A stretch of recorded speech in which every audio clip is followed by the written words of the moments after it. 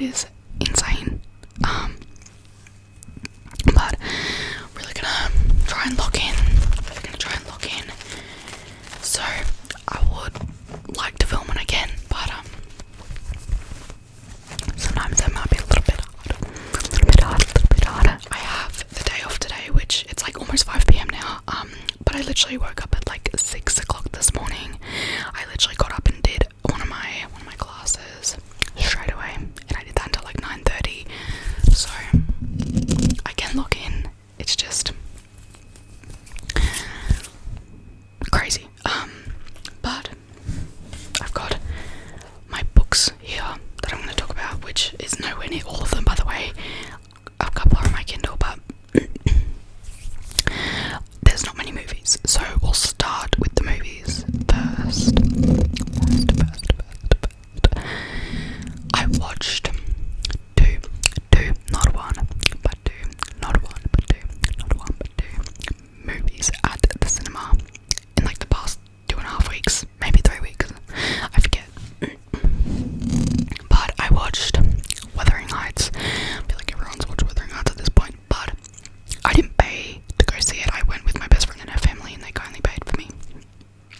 So I went and saw that in cinema, and it was really good. I enjoyed it. I enjoyed it quite a lot. I'm trying to think.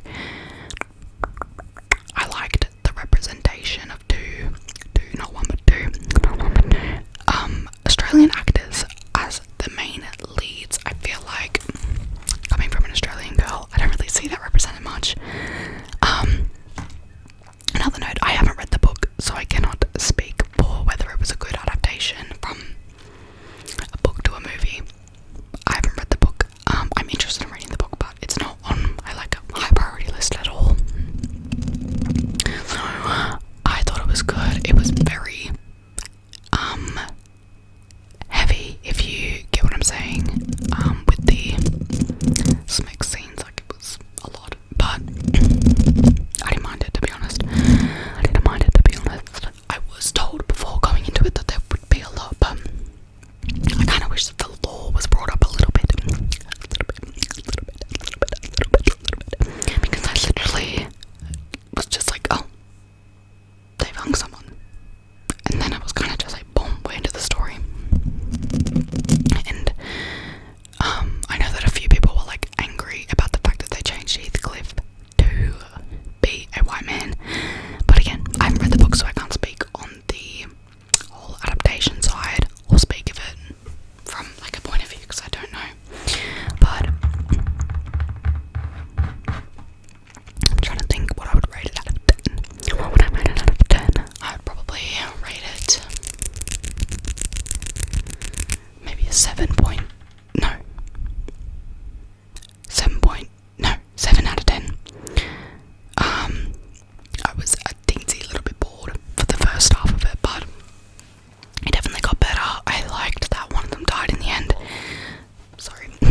I do love when a story can make me cry, because I did sob at the end with my best friend. We literally started crying together. It was so funny, but I do love it when a story can make me cry. Weirdly enough, I do enjoy that, but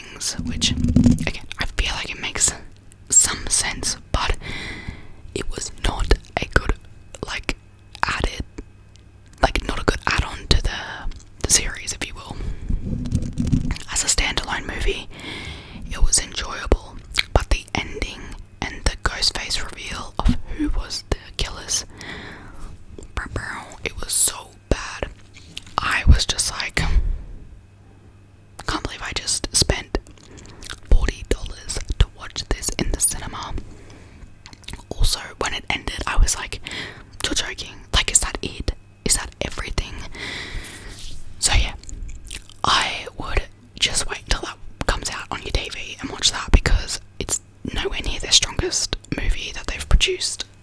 And I saw a few people online saying that it feels different because, like, Jenna Ortega and the other girl, I don't remember her name specifically, but the two that were in, like, the previous movies, like the last two that came out, Jenna Ortega and that other girl that I don't know her name, they got fired.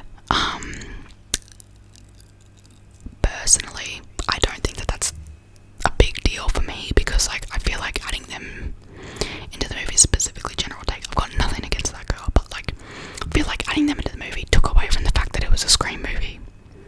Maybe that's personal opinion, but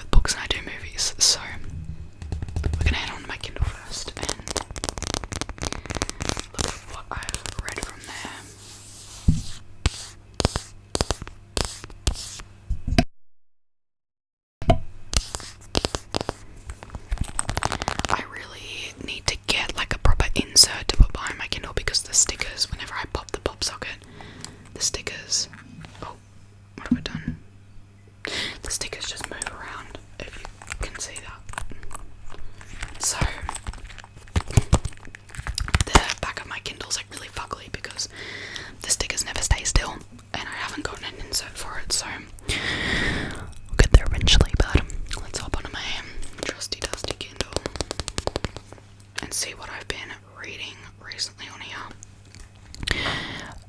I feel like recently I've just been indulging more in paperbacks because it's been my main interest, but on my Kindle this year I have read, you might know them, you might not, but I'm going to name them anyway. Got Face Off by Chelsea Curto, which was kind of mid. I don't know, it was good, but nowhere near perfect to me. I did find it a little bit cringy at times, which I didn't love, but what are you gonna do? I think I rated it like 4 stars, I think. But yeah, anywhere between like 3.75 and 4 stars, because I don't know, hopefully the ones later in the series get better, because good start, but not a great start for sure. And then we've got, wait, where did they go?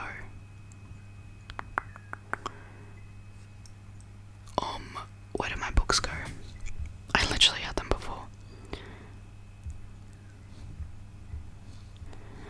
Gang, I'm so confused. Some of my books are gone. Anyways, I read Picking Daisies on Sundays, and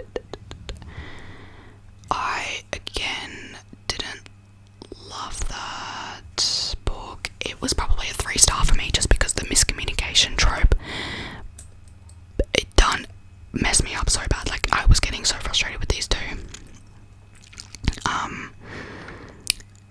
I don't know, it's cute and all, but I didn't love, they've actually got the paperback in store now, which is pretty cool. I'll probably end up buying the paperback just so I can have it on my bookshelf, but yeah, I don't know, I didn't love it. Everyone raves about that book, but it was just too frustrating for me. And I love a slow burn, except for that wasn't slow burn, they just miscommunicated. Another book I read was Praise by Sarah Kay. Absolutely not. I wouldn't recommend that to anyone, which is so funny because it is it's such a highly praised book. I just didn't like it whatsoever, which is fine. Which is completely fine. If you like it, keep liking it, but I didn't. I'm trying to think if there was anything else on my Kindle, because like low-key, I thought there was another one, but oh, yes, there is more, but they've just gone from my library. I read Till Summer Do Us Part by Megan Quinn, which was really funny. It was good. It was good. I think I rated that a 4 out of 5, if I'm correct. I'm not sure. And there's a few other books on my Kindle that I really want to read, like Breaking Point by Mads Rafferty. I've got Butcher and Blackbird. I've heard the Insatiable series. Insatiable series by Lee Rivers is good, but I don't know about that. Say So by Megan Brandy. A lot of books that you've probably seen on TikTok before. And there are a few others, but I haven't saved them to my library, so I can't come up with them right now. But there's also a few non-romance books that I really want to read, but I haven't actually checked yet if they're on Kindle Unlimited. So I'll have to check that because there's a few ones that I want to read there, but I'm gonna have to look for them. Yeah, I don't know. Anyway, hopefully that gives you an idea.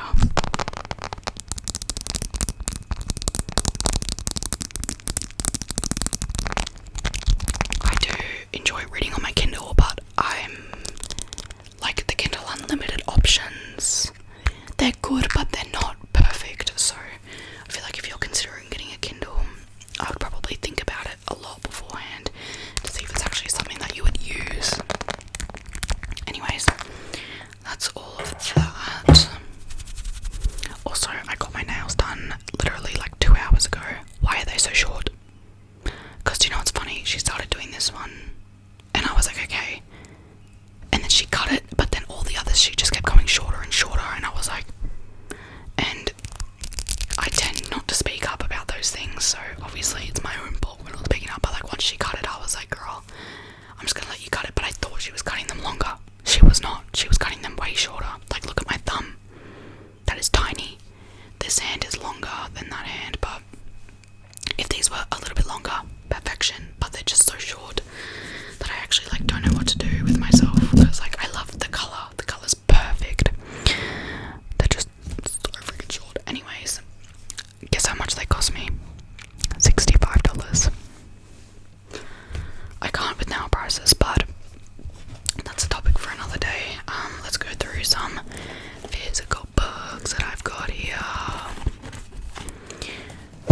let's not start with the top one because I want to start with a different one.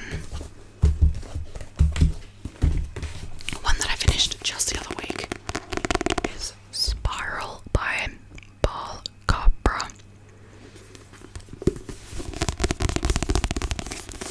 And this was a pretty good book. This was a pretty good book. Pretty good book. Pretty good book. And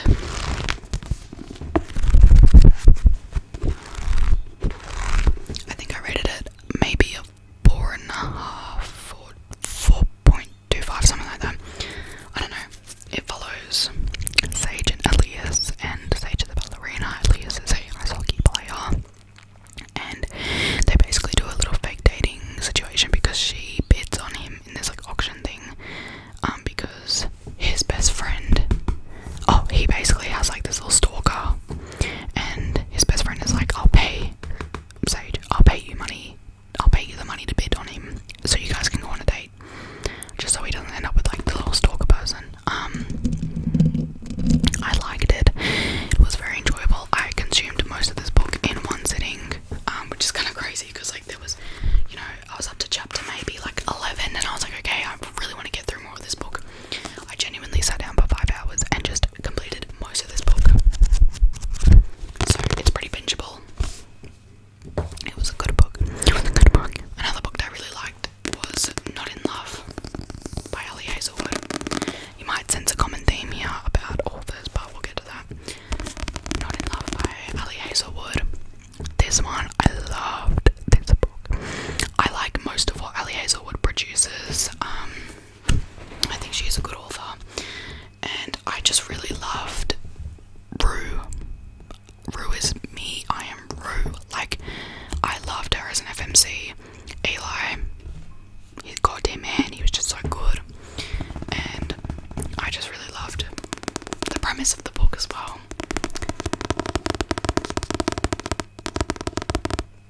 So I really, really liked this one from Ellie Hazelwood.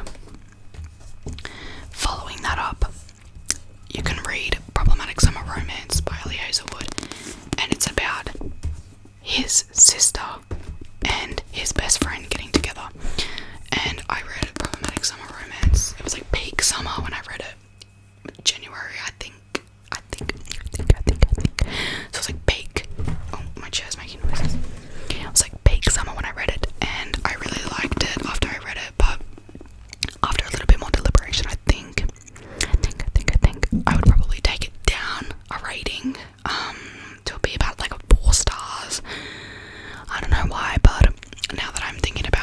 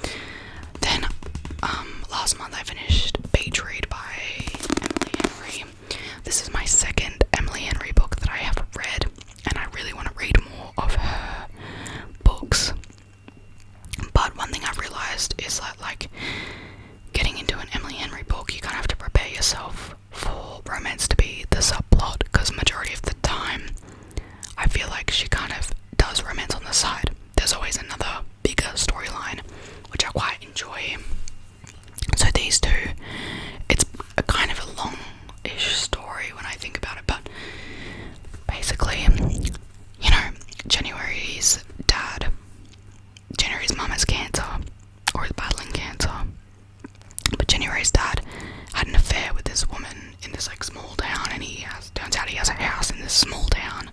I forget what town it is, but it's like a coastal town. And basically January and Gus are both authors. They went to college together, but they were like rivals low-key. And she ends up finding out that, well, her dad dies, January's dad dies, and she ends up finding out that he has this house in the coast that he had with his secret lover, and she goes and stays there to look at it, and I don't know. And then